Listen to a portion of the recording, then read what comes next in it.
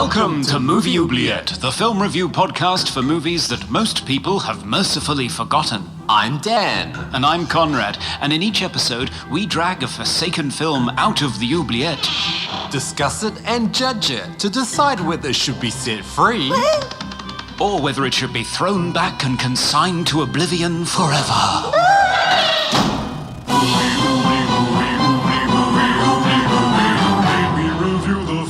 Others tend to forget. Come with us and open up the movie oubliette.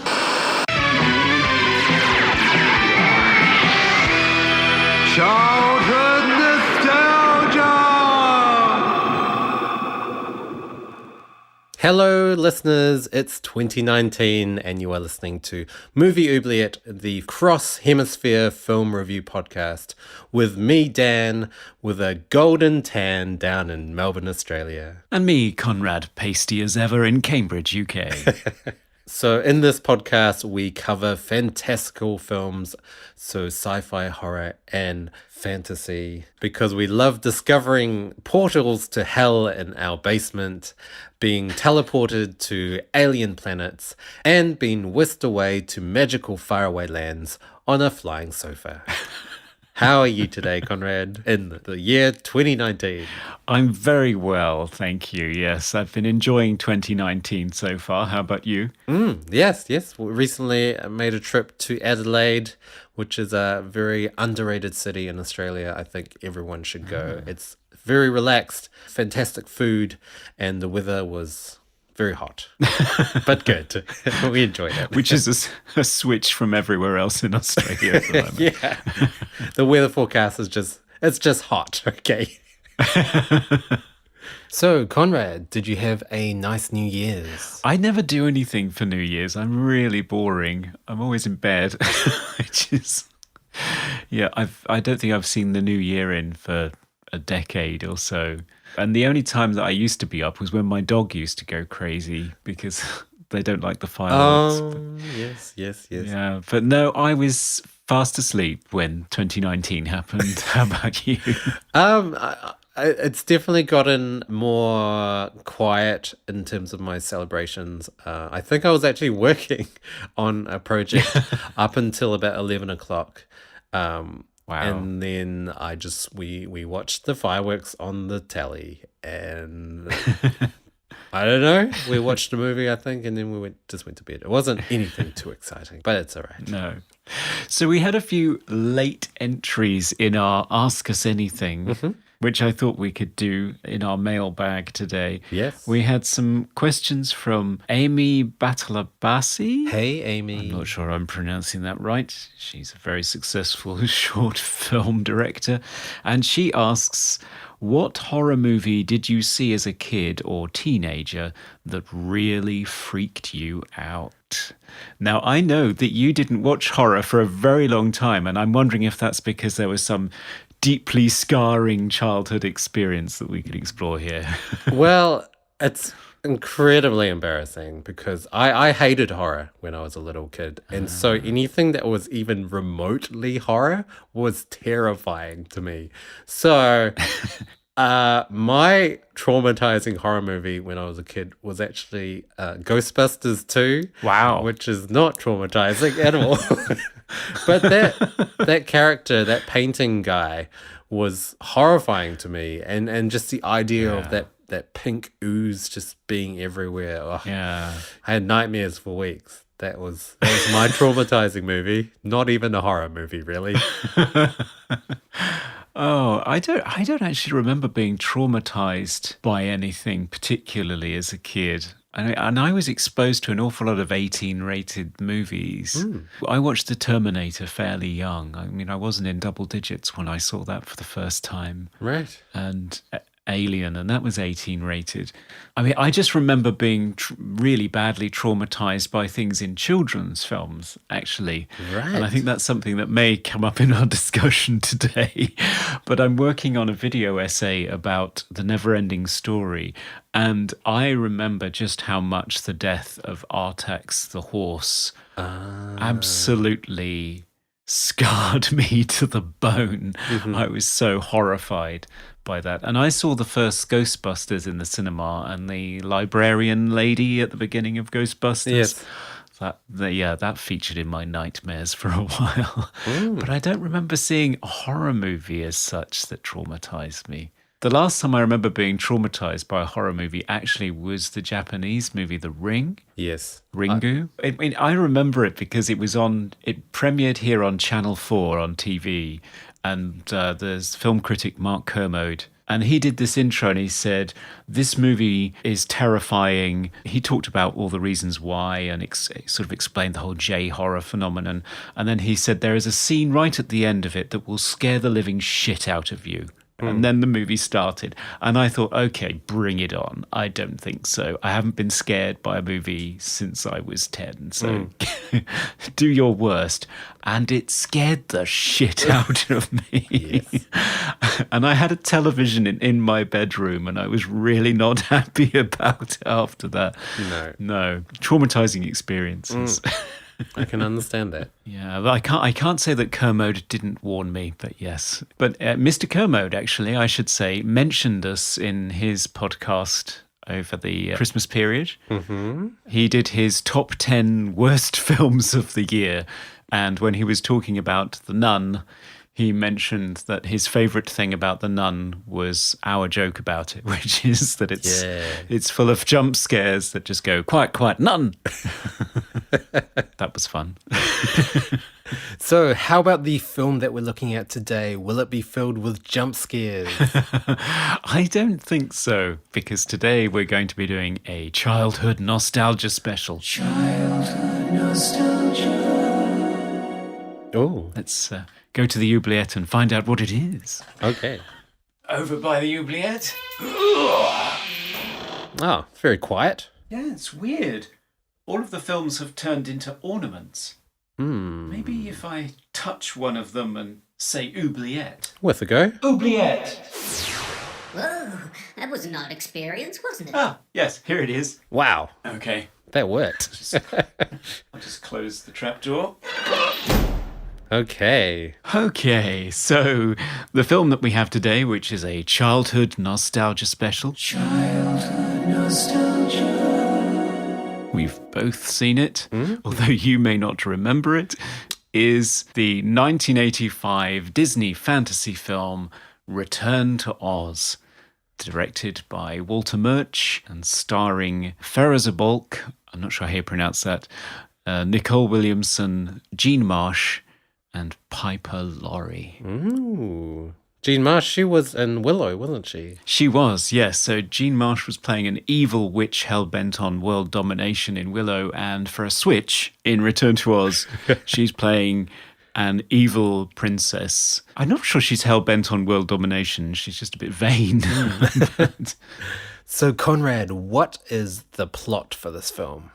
so Disney's Return to Oz is a very, very belated sequel to the classic MGM musical The Wizard of Oz, and it takes up the story 6 months after the tornado that took Dorothy to Oz the first time. And we discover a family in crisis. Their house still hasn't been rebuilt because Uncle Henry is sort of malingering. He's broken his leg during the tornado, but now he's all better, but things don't seem to have moved on. And Dorothy can't sleep because all she can think and talk about is Oz. So Aunt Em decides to take her to the pioneering Dr. Worley, who specializes in experimental electric shock therapy. On children. On children, which sounds like a great idea. So yes, Aunt Em leaves Dorothy in the care of this highly esteemed doctor, Yes. and scary head nurse. And a mysterious young girl warns Dorothy that the therapy is permanently damaging patients who are being locked in the cellar, and helps her to escape during a thunderstorm that knocks out the power. They fall into a river outside the surgery, and they're swept away. And when Dorothy wakes up, she discovers the young girl is gone, but she has returned to Oz. Ooh. But all is not well in Oz either. The Gnome King has reduced the Emerald City to ruins and turned all its inhabitants to stone, including her friends, the Scarecrow, the Cowardly Lion, and the Tin Man. So Dorothy goes on a quest to set things right with the help of her new friends, Bellina the Talking Hen, Tick-Tock the Mechanical Man, and Jack Pumpkinhead, along the way having to avoid the evil roller-skating Wheelers and the terrifying head-swapping Princess Mombi. Great. Sounds lovely, doesn't it? Sounds like the sort of thing I would take my kid to. Yeah, doesn't it just? Okay, so I guess we'll take a break and then have at it. Yeah.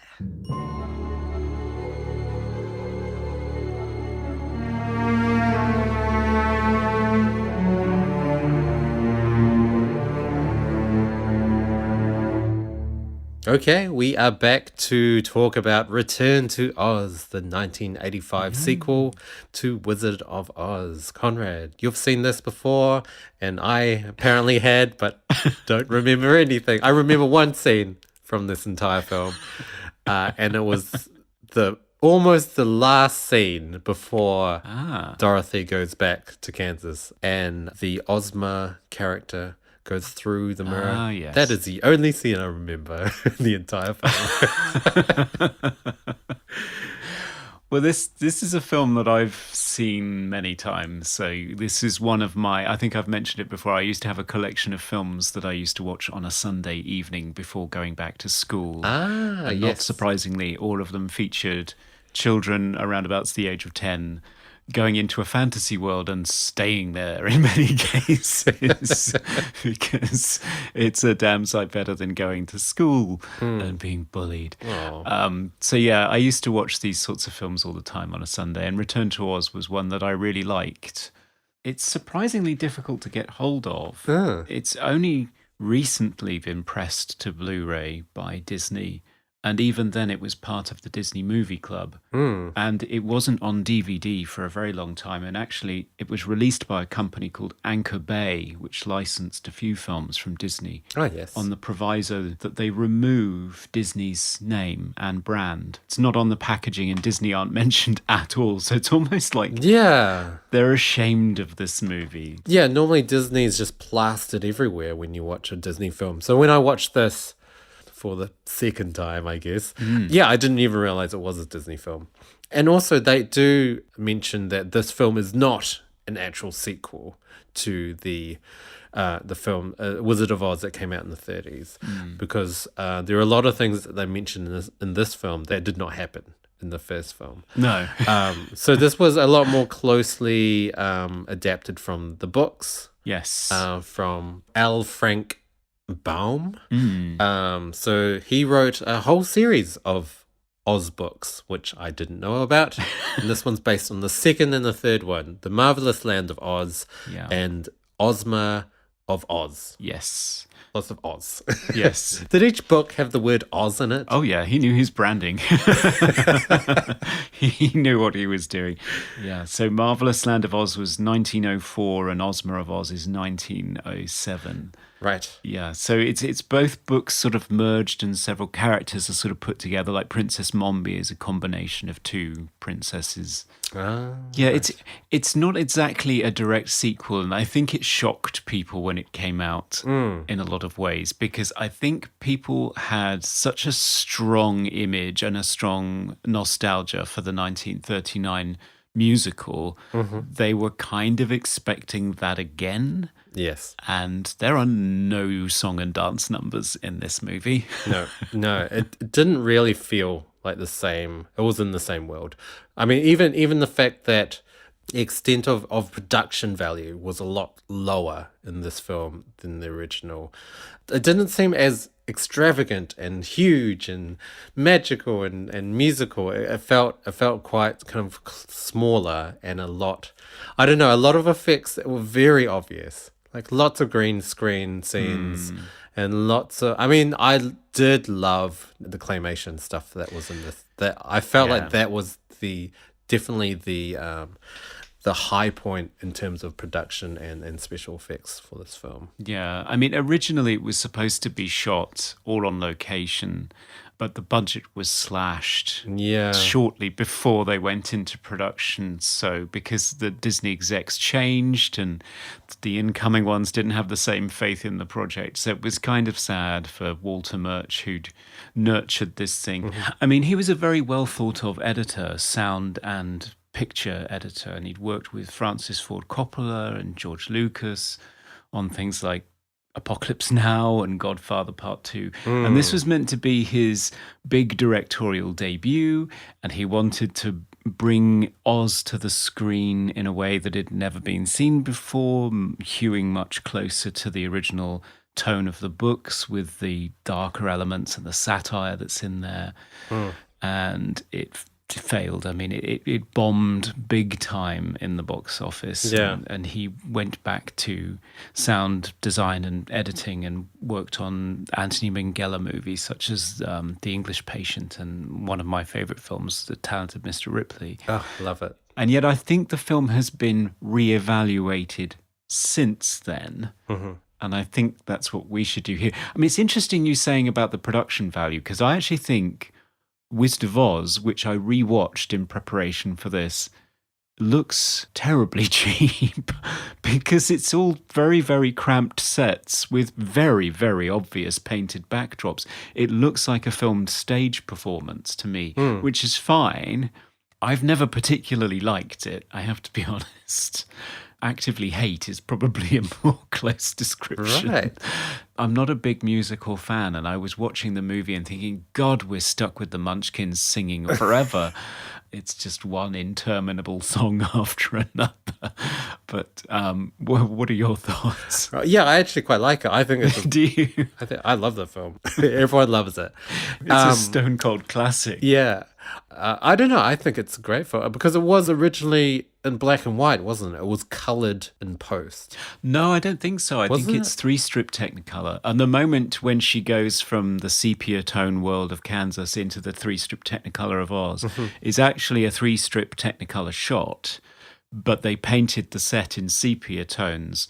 And the person who opens the door is Judy Garland's stand-in in a sepia colored dress and wearing sepia makeup. That's amazing. And as she opens the door and the camera goes through into the Technicolor world, Judy Garland goes through and I she's didn't in know color. that. Yeah, so it's 3-strip Technicolor. This film doesn't quite have the same switchover No, from Kansas to Oz. it doesn't. It's just colour all the way. It's color all the way and it's pretty bleak, I would say. Yeah. I don't know. This is another production value thing that I think was lacking in this film. Like, this cinematography for me, apart from some really standout scenes, it just looked flat to me, and it looked washed out and a little bit not magical.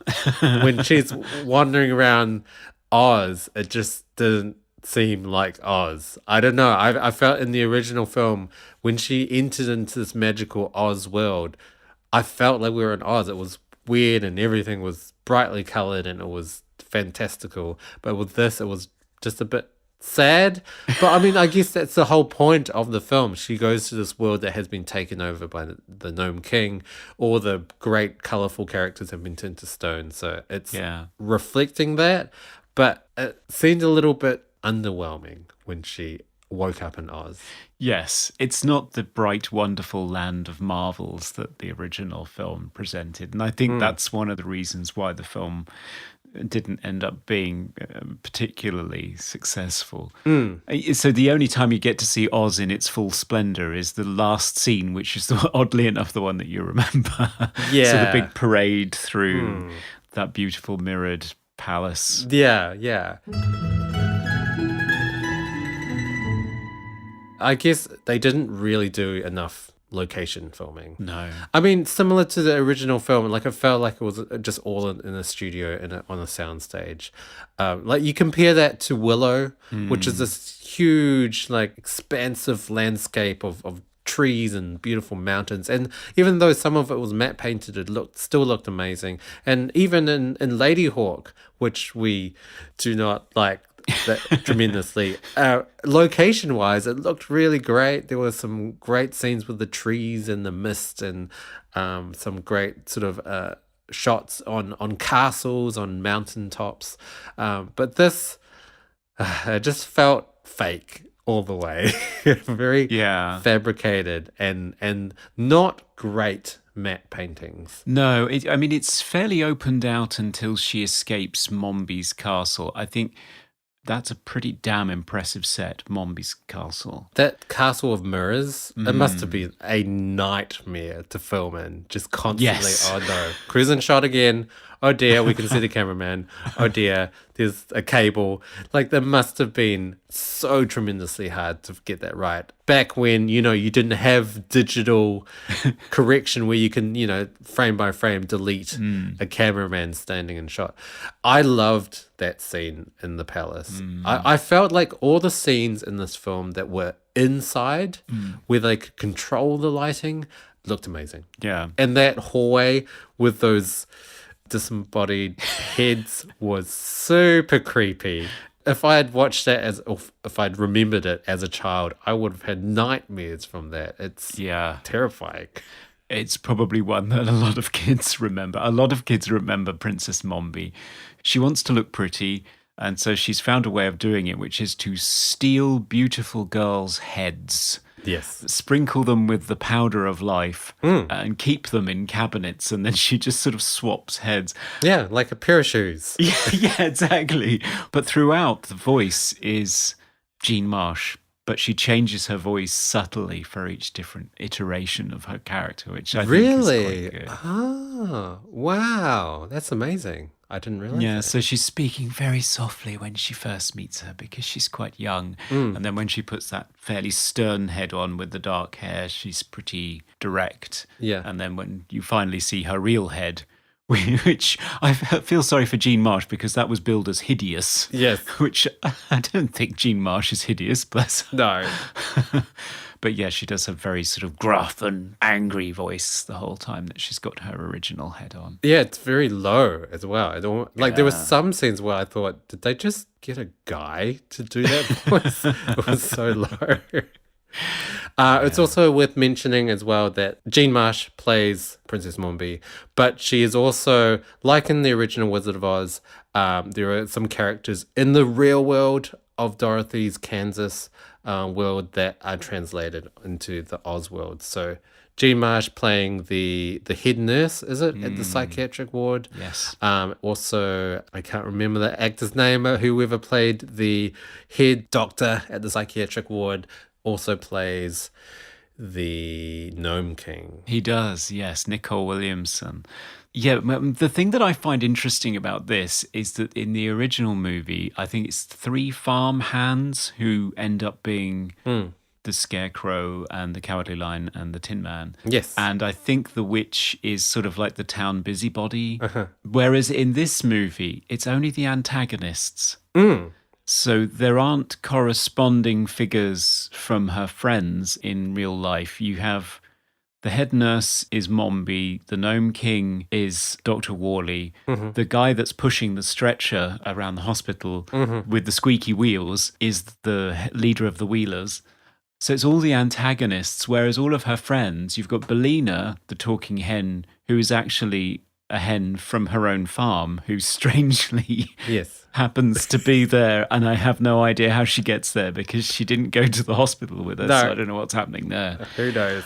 Jack Pumpkinhead Ozma gives her a jack-o'-lantern headed pumpkin and says to her, it's going to be Halloween soon, when she magically visits her in the hospital. And some people say that TikTok is reflected in Dr. Worley's electric shock machine, but I think that's a bit of a stretch, to be honest. I think it's a bit of a stretch, yeah. No, there's not really any similarities visually. So if all of this is something that she's imagining, then you have characters from the real world. But the humans that she meets in the real world are all evil in Oz. And the inanimate objects and animals are all her friends. So this doesn't bode well particularly, does it? Yeah, I mean, I guess I would interpret it as because she was having this traumatizing experience in this psychiatric ward, and it translates as a nightmare, I guess, in this Oz world, and it's a nightmare, and all her friends are turned to stone, and it's been ruled by this tyrannical gnome king. So it's kind of reflected Yes. on her experiences in the real world as in Oz. So Yeah. I don't know. And of course, the Gnome King, his goal is to make everybody forget about Oz because then he'll be fully human. And his counterpart in the real world, Dr. Wally, is trying to electric shock Dorothy's memories of Oz out of her so Yes. that she can be more useful on the farm. So both of them have the same goal, which is to make her forget about Oz. I was really confused when they kept referring to him as the Gnome King. I really actually thought he was going to be a little gnome. That would be fun. Because it wouldn't wasn't spelt out. I didn't know it was going to be Nome, gnome, Yeah. as opposed to Gnome. I thought they were going to go to this kingdom and it's just going to be a whole bunch of little gnomes around them. But no. No. Well, that would have been a reveal. I know the original had this whole don't look at the man behind the curtain, but I think if the antagonist of this movie had been a 2-foot guy with a little green hat, it'd be great. Carrying a shovel. Yeah.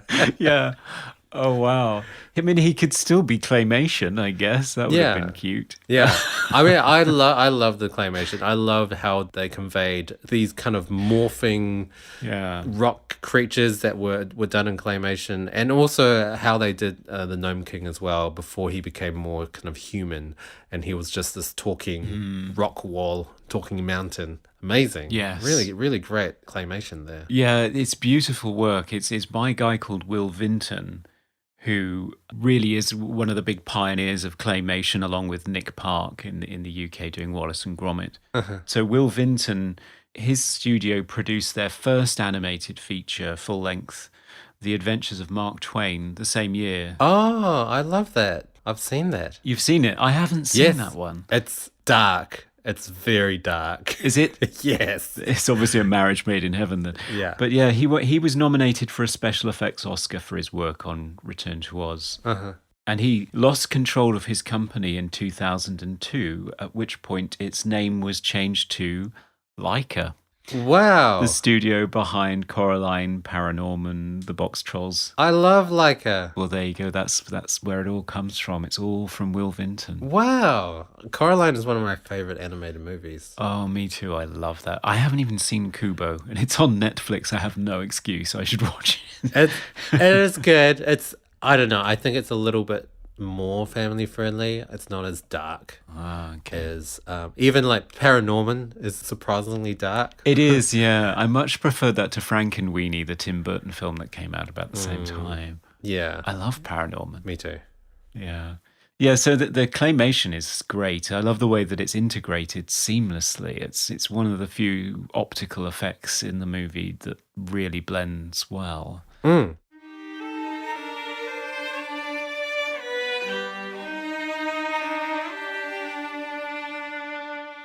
I also love the animatronic stuff that they did Yeah. for the Gump character, which was just a moose head, it seems, attached to a sofa, which they brought to life.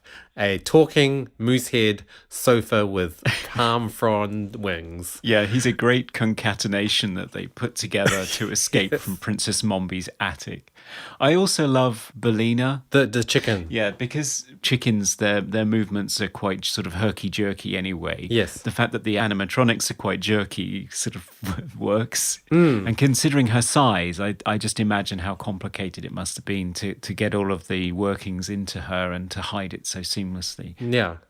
I definitely think the strong point of this film was the characters, like the array of very strange characters. Yeah. We've got Gump, the moose head sofa, and then we've got Belina, the talking chicken, and then we've got Jack, the pumpkin-headed thing that had twigs for arms and twigs for legs. That I didn't really understand if there was a person in there or it was completely animatronic. I couldn't really see any limbs that could possibly be human in that character. It's a combination. Oh, yes. Yeah, it's puppeteered most of the time, but when they need full body shots of him walking, there is a performer in there. Oh, is there? Right. His name is Stuart Larange. He had to mimic the movement of the puppet. So the way he walks mimics the way that the puppet moves, so that it's kind of seamless. The only difference really is the neck. If you look at the neck, Jack Pumpkinhead's neck is like a stick. Yeah. But when he's walking fully, obviously he has a human neck. Yeah, okay. I didn't actually notice that so much. No, they shoot around it really well. Similarly to TikTok, he was too short to have a person possibly in there. Yeah, it's fascinating how they bring those to life. I mean, I don't know about you, but when I got to the end of the adventure, I really cared about all of these characters. I actually really like all of them. I think mainly because they're funny. Yeah. And Belina's always wisecracking the whole time. And she's voiced by Denise Breyer, who also voiced Zelda in Jerry Anderson's puppet show Terrorhawks. Oh, okay. So, okay. yeah, really talented voice cast and really lovable characters that are sort of quipping all the time. Like the Gump, who has that wonderful line about, I should have quit while I was ahead. Yeah. I know he had the best lines. I agree. I also think similarly with the antagonists, with all the evil characters, they were very evil. Like Princess Mumbi was terrifying. Yeah, she is. Especially when she got her true head and she was screaming and trying to stop Dorothy from escaping. That scene in particular was just amazing. Like I felt super tense and really just cheering on Dorothy and her crew trying to escape. Yeah. We should talk about the fact that the film was very strongly criticized and rejected by parents, particularly, for being too dark. What do you think about that? Because I struggle in retrospect looking at it to see how it differs in intensity to any other children's fantasy. I agree. I think it's just as dark, if not dark enough, compared to, the Dark Crystal or the Labyrinth. And even Neverending Story. They seem a lot darker. I mean, I felt like apart from Mumbi and the Gnome King, the Wheelers weren't terrifying for me. I felt like they could have been scarier. Oh, right, okay. Just the makeup on their faces was just a little bit contrived. When they first appeared and they had those kind of masks on their heads, I thought, oh, that's cool. But then they were just helmets and sort of real faces. And I was like, oh, okay. I think that would have been more terrifying as masked figures rather than humans on really clumsy roller skate wheel things. Yeah. Although it's quite an achievement, the roller skating with big wheels on your hands and feet. I think that's quite impressive. Oh, yeah. I can't even imagine how many times they must have fallen over. Because it must have been a lot of times. It must have been quite hard on your shoulders and your arms as well, because you had all four limbs on wheels, so you were hunched over, probably bad on your back as well. So probably quite an experience for those actors. But overall, I think the movie wasn't that dark. I think it could have been darker. And I think what let it down was some of the production value made it seem a bit dinky and not as scary as it could have been. If it had the same production design as, let's say, like the Dark Crystal, it could have been terrifying. Like really, really terrifying. Yeah. Well, what were your thoughts? Well, I don't understand it. And I always bought into the director's comeback on it, which was people were complaining about how dark Return to Oz was. And yet they were taking their kids to see Raiders of the Lost Ark, where Nazis bloodily melt away and explode, and multiple people are shot and get their faces chewed up by propellers. Return to Oz is bloodless and almost entirely devoid of violence of any kind. I think it's more of a tone thing than it is actual violence. I mean, the director himself came up with his own reasons why he thinks the film was thought of as scary. Oh, yes. And it's in direct comparison to the musical. So he said, one, it's not a musical. Yes. And songs no matter how much threat your characters are under, if everybody stops to have a bit of a song and a dance every now and again, Yes. it lightens the mood. Definitely lightens the Yeah, mood. it really does. So the threat sort of dissipates, and there's none of that here. No. There's no cuddly companion. He said, as wonderful as Belina is, she is a chicken. Toto was a cute little dog. So she didn't have a cuddly friend. And more importantly, a 16-year-old, which is what Judy Garland was when she made Wizard of Oz, Yes. with her breasts strapped down, pretending to be a 10-year-old in jeopardy, is a very different proposition from a 10-year-old in jeopardy, Yes. which is exactly what Fariza Balk was at the time she made the movie. In fact, I think she was 9. But let's talk about Fairuza, because isn't she just amazing in this film She is really great. for a child actor? She is. She really exudes that sense of innocence and just not really understanding the world. Yeah. And it conveys really well. There are just little nuances, like when she's putting Jack Pumpkinhead back together, she asks him, where did Princess Mombi get all of those heads?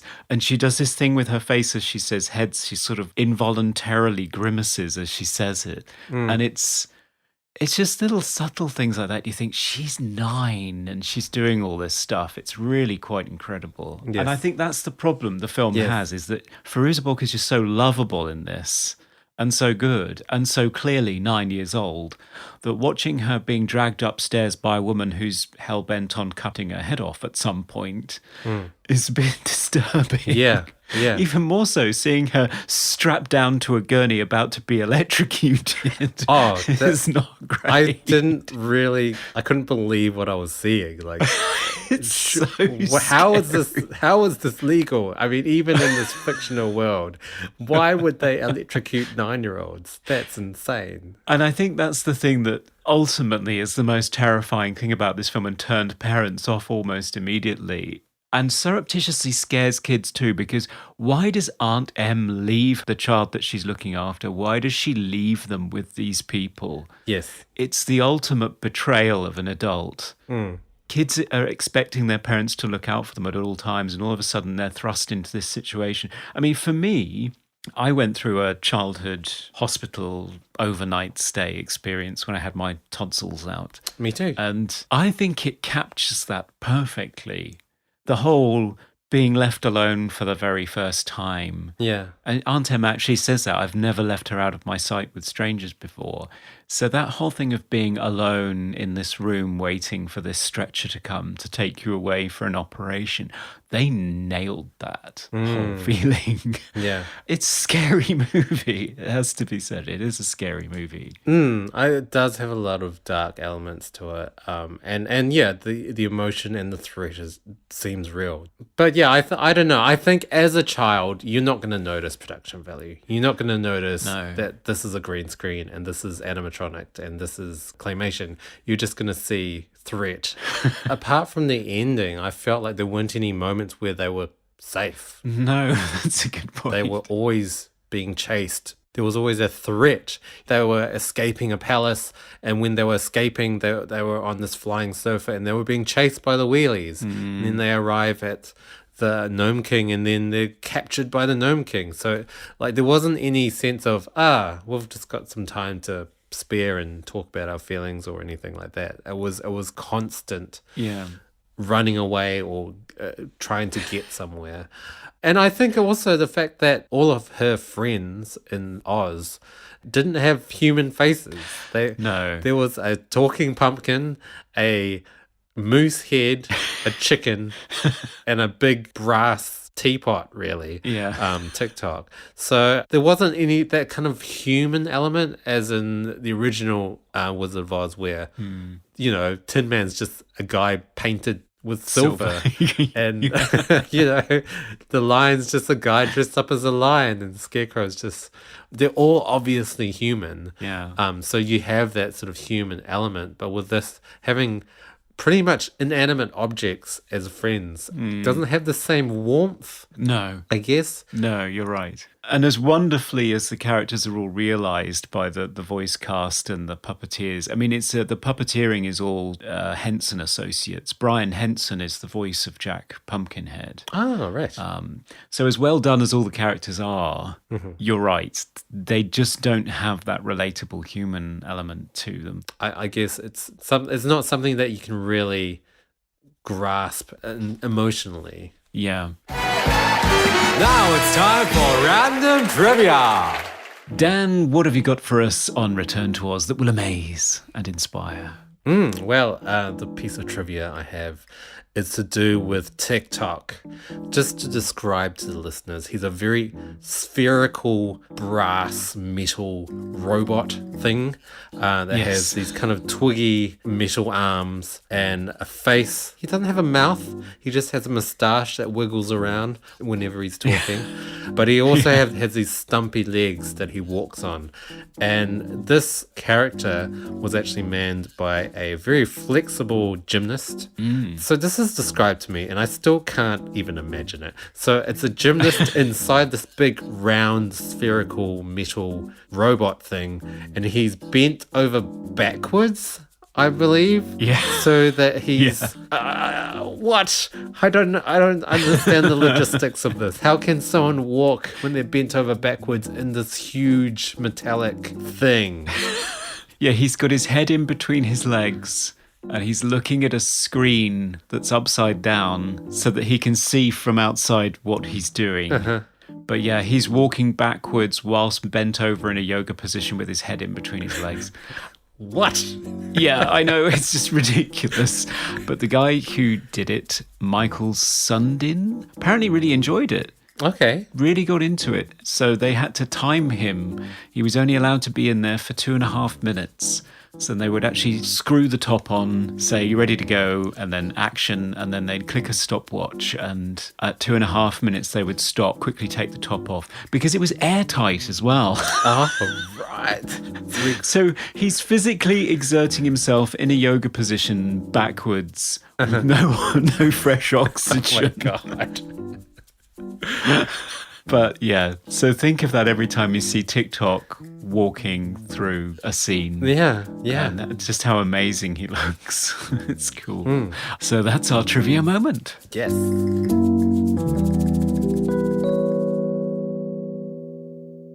Okay, so let's talk about the music for this film. So David Shire had never done a big orchestral fantasy score before. He'd never had that opportunity. He'd always done smaller, tense dramas, things like The Conversation. And he was given this chance by Walter Murch, who'd worked with him before, to make this score. And I just think this score is breathtakingly amazing. It's played by the London Symphony Orchestra. It's so lush and beautiful. Every character has a theme, and all of the themes are really well thought out. They're all in a musical form that Dorothy may have heard in her own life, so they could still all be part of her fantasy. So TikTok has this wonderfully showy, brassy number that you can just imagine would have been played at the time. And you have really subtle things like Ozma's theme is on cello.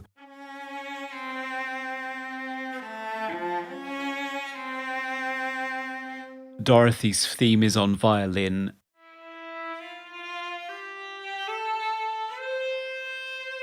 And when she pulls her through the mirror at the end, the two themes play simultaneously, and you suddenly realize that one is the counterpart to another, which is another way they hint that they're one and the same.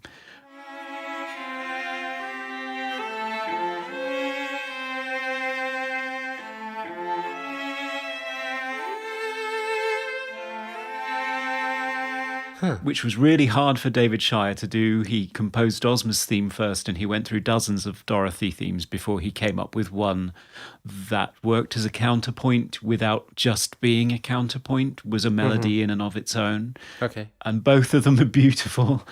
And it's just things like the choice of instrumentation. So it's entirely strings until she gets to Oz, and then the rest of the orchestra slowly starts to come in. It's just an incredibly detailed, beautiful, and well-executed score.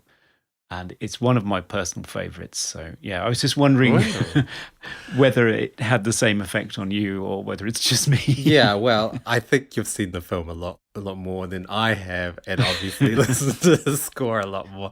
Obviously, I didn't pick out all of those details in terms of musical themes, but I did feel like the music in all the scenes that were lacking production-wise, visually, musically, pushed it. I felt like the score elevated every scene, even the dinky ones and the terrible green screen ones.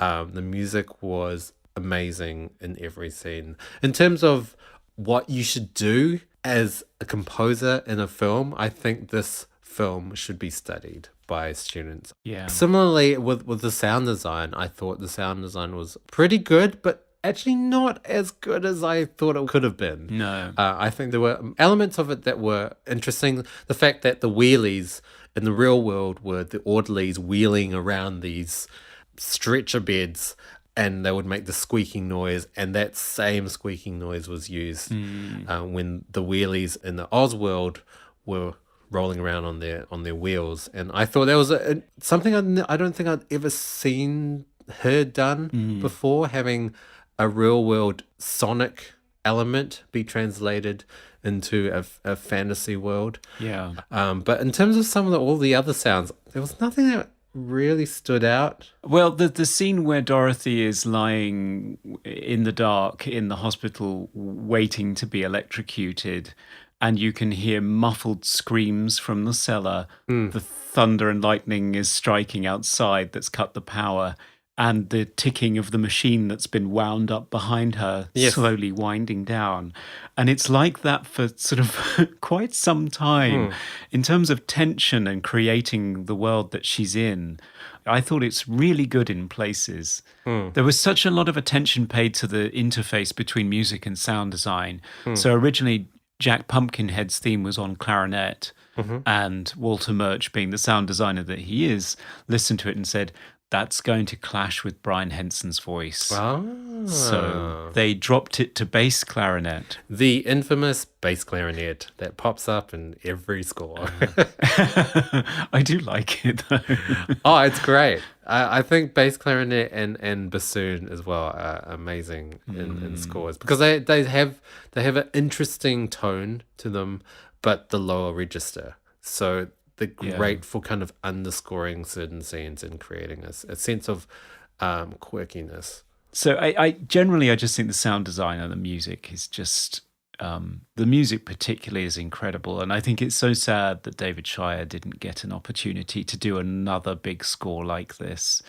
He went back to fairly small ensembles again.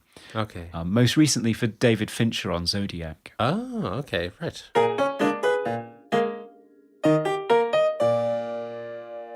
One good thing that you should say about it is that it's a female protagonist. For a lot of fantasy adventures, it's all young boys learning to become men and pulling swords from stones and defeating things. And Yes. Dorothy wins over people with her unerring moral fortitude and sense of what's right and what's decent. And she's unbelievably kind, even at the point where she's falling to her death.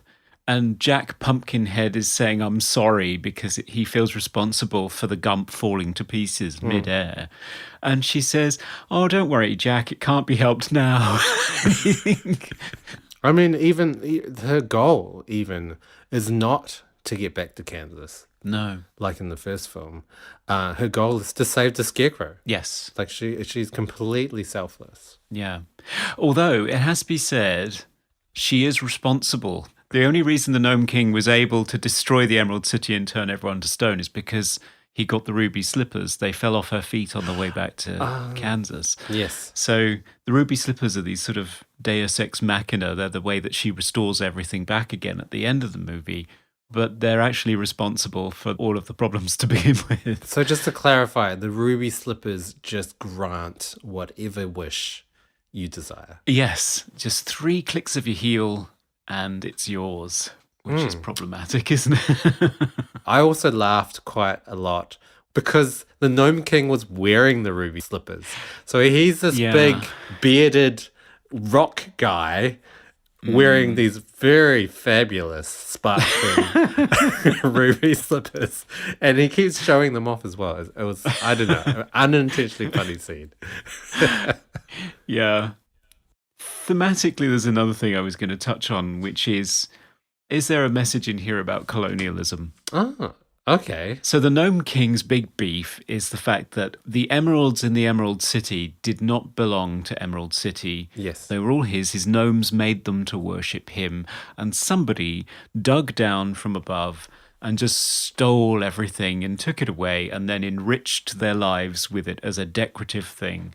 And all he wants is to take it all back. And I wondered whether this is a metaphor for colonialism, for turning up and taking over a country and taking all of its precious commodities and just screwing over the people that live there. Yeah. If that's the case, then the movie's message seems to be, well, screw them. They've got no right to complain. We're going to take it all back anyway. And the reason I raised this is because L. Frank Baum, although he was an advocate for women's suffrage, so you can see he has a strong female character as the protagonist in his story, and he was behind women getting the vote, which is great. He also wrote 2 editorials suggesting, quote, "Our white safety depends on the total extermination of the Indians. Having wronged them for centuries, we had better, in order to protect our civilization, follow it up with one more wrong and wipe these untamed and untamable creatures from the face of the earth." Right. So his attitude towards Native Americans was not great.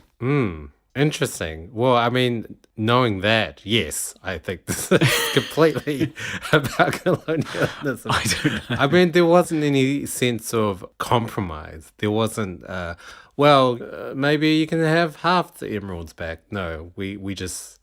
Okay, this was a thing in the film that really kind of irked me. The fact that they could defeat the Gnome King by laying an egg in his mouth. Yes. By Belina the chicken. Which is the only other plot point that gets introduced at the beginning and resolved at the end, is that she can't lay her egg. So she does at a pivotal moment. Yeah, I don't know. I felt like, who's going to expect that? That just seems like something that's completely out of the blue. It's like if the antagonist was this huge, I don't know, Sauron, right, from Lord of the Rings, and the only way to defeat Sauron was to give him a cookie. He's lactose intolerant or something. Yes, exactly. Like a completely meaningless thing to defeat a huge evil force. Well, I don't know. I could go all textual analysis on you and say it's a symbol of feminine fertility that destroys the Gnome King's toxic masculinity. Okay. That makes sense. But it's sort of fun, though, isn't it? I mean, I do love all the stuff where all the way through the movie, everybody keeps saying, "Where's the chicken?" And yes. she has a chicken with her. And, and you don't know why this is important, so it's sort of funny.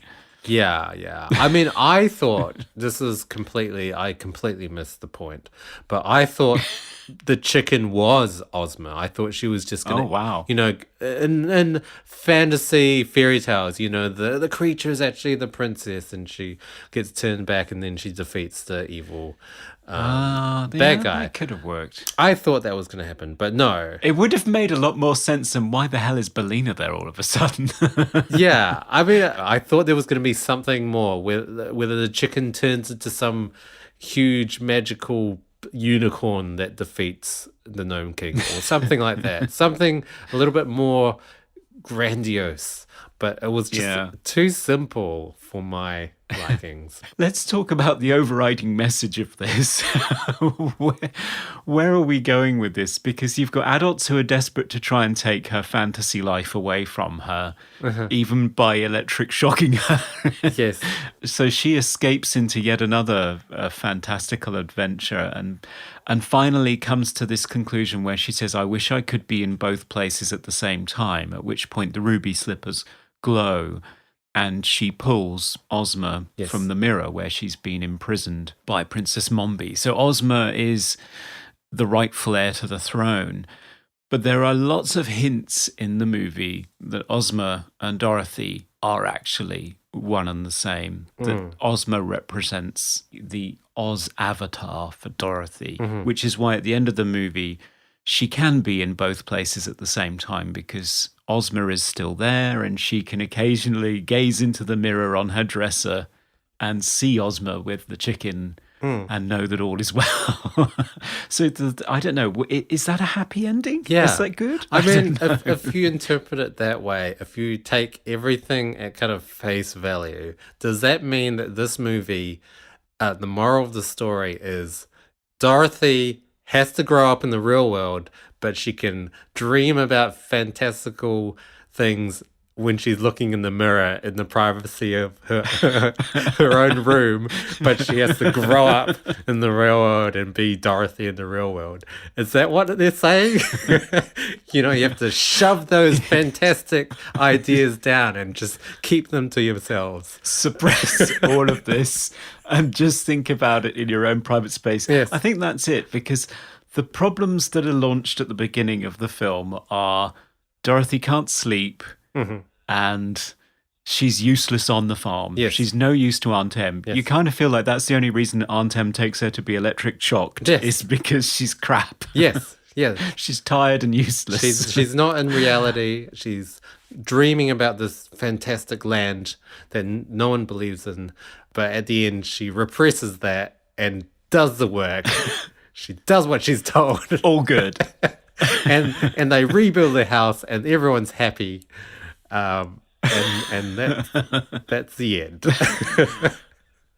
I don't think that's a good message. I don't know about you. I mean, I guess that's another aspect of the film to point out that there isn't a happy ending, so to speak. I mean, there is, but there isn't. And so kids watching this, going through this nightmare experience and having this pseudo happy ending, probably not the greatest experience for a child. No. No, and it doesn't quite have the payoff that the Never-Ending Story has. No. Which again ends up with this thing that, yeah, you can have this fantastical adventure, but it will only exist in your own mind. It won't materially exist outside of you. Is that a happy ending? Because I know as a kid I was disappointed with that. Yeah. At least in the Never-Ending Story, he goes on a ride with Falcor and frightens the bullies. Although I knew, even as a child, I knew that that was a fantasy and he wasn't really doing it. Yes. And again here, so you're left with, did she just dream all of this? And she's still a really broken, deranged individual but at least she's not mentioning it to anyone and she's just doing it in the mirror occasionally. Is this progress? Yeah. Is she going to develop some sort of split personality as she grows up? As she talks to herself in the mirror and dreams of a better life? And waves at an imaginary chicken. Yes. And I assume the reason Bellina's not there anymore is because she didn't lay her egg and they've cooked and eaten her. So she's just imagining that she's gone to Oz. Maybe all of her pets and farm animals will go to Oz. Yes.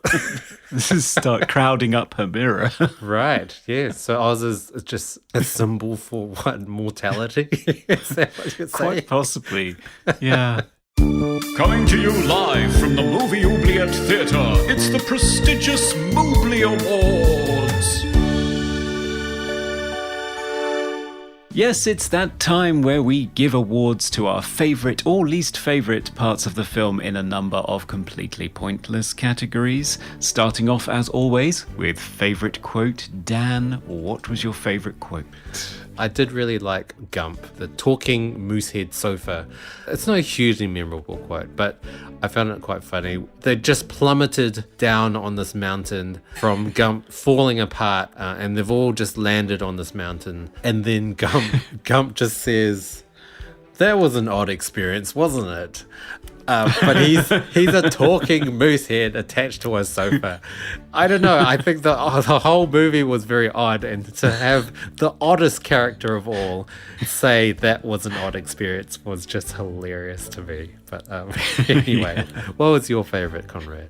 He did have lots of quips, actually, the Gump. But my favourite one is actually in Mombi's palace when they're trying to escape, and TikTok goes wrong because he has 3 different turnkeys on his back that need to be kept wound for his mechanical things to work.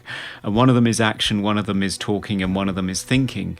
And his thinking runs down, so he's still moving and talking, but he can't think anymore. And Jack Pumpkinhead says to Dorothy, if his brains ran down, how can he talk? And Dorothy says, it happens to people all the time, Jack. which I thought was very funny. Hair and costume. Did you have favourite hair and costume in this movie? I really like Princess Mombi when she has that get-up with metal spikes coming out of the top of her dress. Almost Victorian, almost looking, but like very menacing. Although they did kind of sound like Venetian blinds when she walked. Yeah, I know what you mean.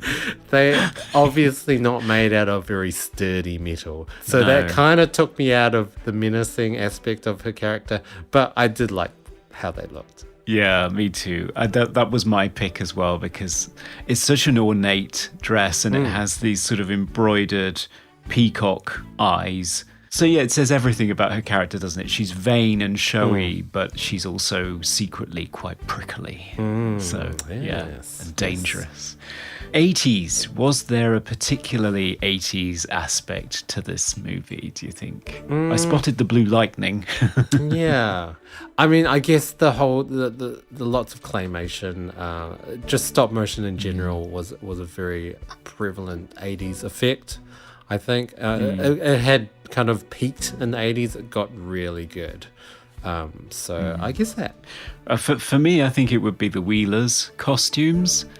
Because they're very reminiscent of the 80s punk movement with the neon coloured piping and the dramatic facial makeup with very bold colours on the eyeliner and eyeshadow. It has a very strong 80s punk influence, I think. Okay. And I think as a shortcut to anarchy that threatens decent civilization, I think going for punks was a bit of an easy reach in the 80s when you were making a movie. Yes.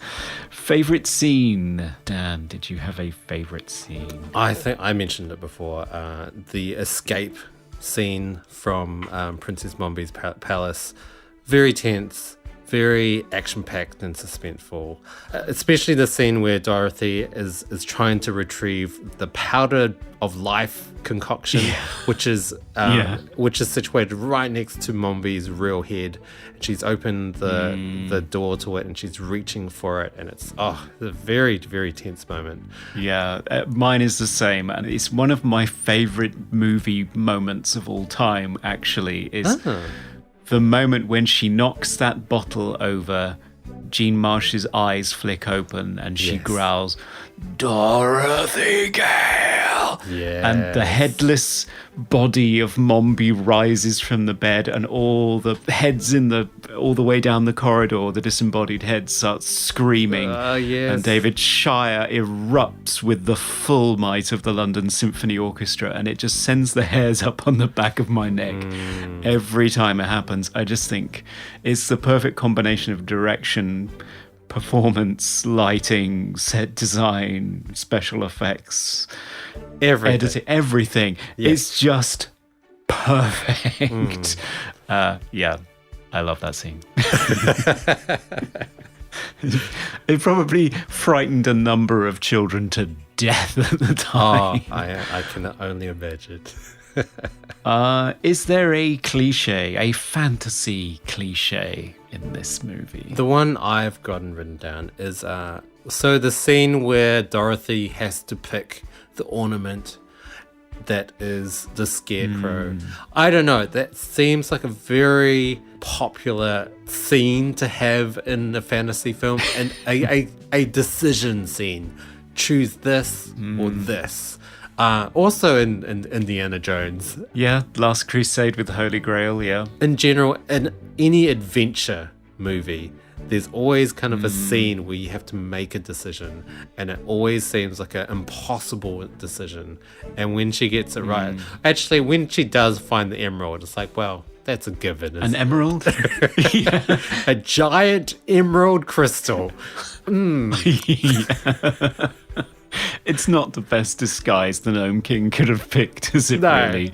No. Yeah, the Dark Crystal as well. The Gelfling has to pick the right shard to heal the crystal, doesn't he? Yes. Yeah, you're right. It's a common thread. And for you? For me, I was thinking the all-powerful magical object, which we've talked about before, the ruby slippers, who are the cause of all woes. And it turns out the cause for solving everything as well, which seems like a really bad idea and a really lazy device to have as a screenwriter. So I don't know. She clicks her heels 3 times and everything's fine. Yeah. Usually there's a doohickey that everyone's after that will do everything. Yeah, it's called a MacGuffin. Similar. Well, I think that it's similar. So the Hitchcockian MacGuffin was always an object that everybody was after, but that actually didn't really matter in terms of the plot. Like in North by Northwest, they're always after this microfiche, but I mean, who cares? Nobody knows what's on it or why it matters. It's just a means to an end, really. It is, yeah. Whereas in a fantasy movie, the MacGuffin is usually terribly important. But Yeah, that's true. That's true. There needs to be a new term. yes, we'll have to come up with one. Something better than doohickey, which is what I went for. Do you have a favourite special effect in this movie? I know you don't like all of the optical effects because they're a bit crappy. I'm guessing Yeah. it's the claymation. It's a claymation. It was just amazing to watch all these rocks moving around and talking, and faces and creatures, and amazing claymation, seamlessly kind of composited in the scene with the real actors as well. Yeah, I would say exactly the same thing. And for our animator friends out there, like Andy Ramone, if he's listening, Yes. here's a bit of technical detail for you. It was animated in ones, as it's called. Because often animation, you wouldn't animate every single frame. So the whole 24 frames a second film tends to run at. And usually animation does sort of 12. So it's 2 frames per 1 frame in normal film time. But in this case, they animated it in ones every single frame, 24 Wow. frames a second, which is probably why it's amazing. Yeah, yeah. Did you have a favourite sound effect? I'm getting the feeling there won't be. Or is it the Wheelers? Yeah, nothing really stood out. I did like how they translated the wheelers, the orderlies wheeling around these stretchers, that sound effect to the actual wheelers, and that became their characteristic. I thought that was really interesting. But I don't know, everything else didn't quite sound that great. No other characters had any sort of sound that personified them. I guess the Gnome King, he was a rock moving around, so they had that kind of crunchy, rumbly rock sound. But apart from that, I felt like they really could have done better with the sound and made it more immersive world sonically. Yeah. I mean, for me, I like TikTok. I love all the noises that TikTok makes. Yeah. Especially when he walks, because you can hear the back of his foot hitting first and then the front of his foot hitting. It's always ka-clump, ka-clump, ka-clump whenever he's walking. Okay. Yeah, I love TikTok. I did think whenever he blinked, I've got an ice cream scoop that sounds very similar to that. So it just reminded me of ice cream every time he blinked. That's another great sound. And finally, funniest scene. Was there a scene that made you laugh more than the Gnome King wearing the ruby slippers? I think that has to be the funniest scene to me because it just looked so ridiculous. He's supposed to be the big bad villain of the whole movie, and he's wearing these very sparkly ruby slippers. I don't know. Fabulous footwear. Yeah. Yes. Yeah. I mean, I think it's not a very funny movie. There are lots of wonderful quips from Gump and from Bellina. Yes. But it's still, for all that, the tone of the movie is not really gigglesome. And I didn't think there was anything in it that made me laugh at the film's expense either, because it works for me. Yeah, right. So I didn't have one. Okay. Fair enough. Which is not a good way to end our Mooblies, but that's our Mooblies.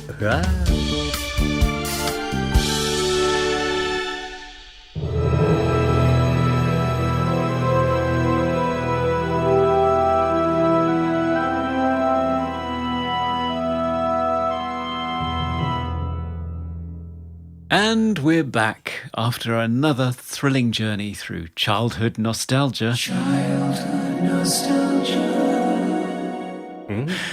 It's time for us to decide whether Return to Oz should be beheaded and stuffed into Princess Mombi's Hall of Severed Heads to be taken out on Sundays or what have you, or whether it should be restored and allowed to prance in the courtyard of Emerald City for everyone to enjoy. Dan, you sort of had seen this film before but couldn't remember it. What do you think on revisiting it? Do you think it deserves to be released from the oubliette? I think it has a lot of flaws, morally, like thematically, as well as production value. There's a lot lacking. I felt like they even shouldn't have included the Tin Man and the Lion and the Scarecrow because they looked very under budget to me. Yeah, especially the Lion. His face to me kind of just screamed, "Kill me!" Oh, no. But I don't know. I can see why it flopped, and it's hard to detach myself from the first film because it's such a classic. Right. And I do feel like I'm constantly kind of comparing. And I mean, I did enjoy this film, and I think it has some great scenes, but I kind of felt like a lot of the film did kind of fall flat a little bit. I like it just enough, I think, just enough to set it free. I don't know. There's something, I just can't put my finger on it that just doesn't quite, don't know what it is. Oh. How are you, Conrad? You love this film, don't you? I do, yeah. It's one of my childhood favorites. And yeah, I mean, I've got it on Blu-ray and I do watch it occasionally. I think it's because I'm not a musical person and I find the unremitting cheerfulness and primary colours of the classic original film just makes me gag. It's just too much. Yeah. So a film that is muted and shot through with an overall sense of melancholy and loss, that has a 9-year-old girl being threatened with electric shock therapy it's just my kind of bag. It's more me than singing Munchkins. So the fact that the film is shot through with much more of an adult sensibility and this underlying darkness appeals to me. I also think it's very funny. It's very well written. I think the production value they get out of the budget was cut before they started filming. I wish it had been location filming. I wish it had been a little bit more exuberant and rich in Oz. But I think all of the internal stuff in Mombi's palace and so on is just sumptuous and gorgeous to look at. The performances are all great. Farah Zabulka is incredible at the age of 9. Quickly wanted to mention that she went on to star in The Craft and Almost Famous. Oh, yes, The Craft. So there's more magic in her filmography. Yeah. No, I think she's really good in this movie, and so is the rest of the supporting cast and the voice cast and the puppeteers. I really do love this movie, and I think all the things that make it quirky just make it more fun to visit. If you've never seen it before, I think it's well worth discovering as a piece of 80s nostalgia and a bit of an oddity as well. It's an unusual one. Yeah. So I would vote to set it free. I think it's worth watching. And I think as a kid, I think definitely go see it. Because they're not going to worry about production design and poor green screen effects. They're just going to be immersed in this magical world. And I think as me, as an adult, I think I'm the worst audience to watch this. Yeah. After all of that, I do agree it should be set free, but I do have some reservations. Yeah. No, that's fair enough. So we're setting it free? Yes, we are. Mount that gump and fly away, Return to Oz. So great to see another film escaping the oubliette, especially a personal favourite. So what are our chances of doing that next time? What will we be looking at, Dan? Your choice. Well, I thought we haven't done horror in a while. So we're going to be looking at the 1979 film Phantasm, directed by Don Coscarelli. I have not seen this movie. So this isn't the pornographic film directed by Richard Franklin. Not that I am aware of, no. It would be a very different podcast. Are they expanding the genres that we cover to include porno? No. So it's the one with a PH, not the one with the F. Yes, At the beginning. it is. Okay. It's a very interesting film. Well, I have never seen it, and I've always wanted to, so this should be interesting. I don't want to give anything away, but yes, looking Okay. forward to it. So let us know what you think of our choice for next time. Any ideas you have for films we should look at? Tell us what you think of our verdict on Return to Oz. We are on all the social channels as Movie Oubliette and on Gmail as movie.oubliette because I'm a moron. You're not. We would love to hear from you. And please rate and review us on iTunes or whatever other podcast platform you're using, because we need all the ratings that we can get. All the 5 stars, please. Yes, and recommend us to your friends. We're all about growth. Yes, 2019, it's all about growth. sure is. Well, Happy New Year, everyone, and see you soon. Bye. Bye. We review the films others tend to forget. Come with us and open up the movie oubliette. Bring back that chicken!